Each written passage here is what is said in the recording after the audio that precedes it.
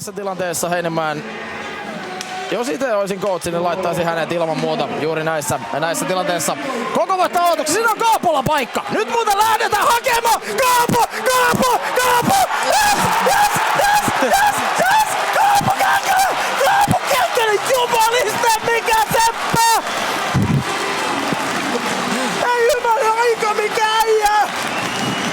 Ei hyvänen aika, mikä äijä! Siellä on, se painaa keskelle maalia!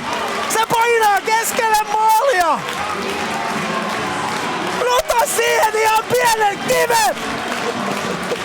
Ei ristous, Käkkönen siirtää 3-0 ja nyt taisi tulla ihan pikkukuti sitten allekirjoittaneelta housuun.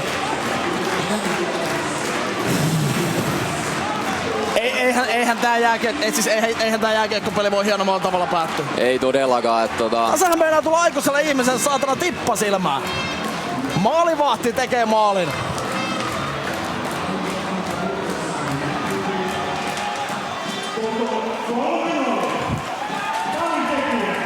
Kolme